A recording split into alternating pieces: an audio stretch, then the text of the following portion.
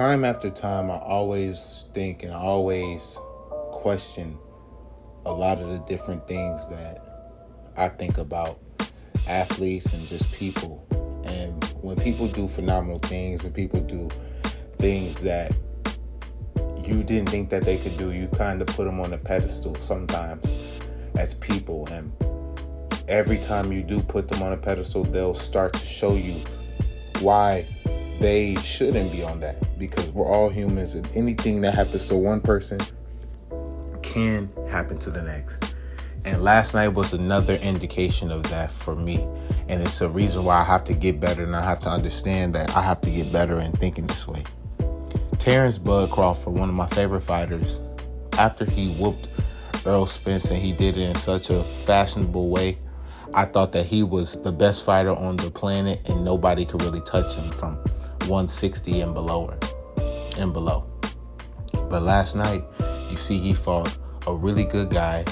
I want to say his name is Madrimov, and that guy was a really tough fight for him. And when I watched the fight, I had Bud winning by a round or two, but could have went either way. I was talking with my friend. We were talking about the fight, and those early rounds, it could have went either way. Most of the rounds could have went either way. I had about 2 to 3 rounds that Bud clearly won for me, but my friend thought that going into the 7th, it was like 5-2. That's not a bad comparison. But the reason that I'm so interested in the fight was because I had Bud finishing him within 10. Seeing what he did to Earl Spence, seeing what he's done to every opponent since I've been watching the sport of boxing. I got into boxing maybe 4 years ago, 3-4 years ago. When I got into college, I kind of got into boxing. So seeing what he's done to all of his opponents since I've been watching, I thought there's no man that could really stop him. There's no man that could really do anything with him. No matter how old he get, he's already there. He's on that level. He can't be taken off that pedestal for me. And last night was a clear indication that was wrong. His opponent was very good, landing his right hand, feinting a lot, not really looking hurt up until the later rounds. Now, in the later rounds, he did start to look like he was getting checked. He was getting hit a lot. But Bud also was getting cracked. And Bud even admitted that the guy was strong himself. And with me saying that, the whole point of me even talking about this was because I always thought that Bud would wash anybody that he ever fought, because that's all I ever saw. But we disrespect people and we don't give people enough credit because we put these people on high pedestals. Every fight is different. Every challenge is life, and in life is different. So when you go through these different things, yes, you can have a preset determination, but never be shocked at a different outcome, because everybody has an off night.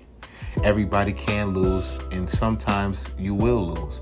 Nobody has won 100% of the times in their life. And with that being said, if somebody was to say Bud lost that fight, I wouldn't be mad. And here's why. To me, if Bud fought the same fight that other guy fought, he would have also won. In a close fight, when you're going up against a guy like Madrimov, who doesn't really have a name in the sport for the popular fan or for the basic fan, we have a close fight up against a big name like Bud, who just recently really got a big name from beating Earl Spence so bad. You're in a lose-lose.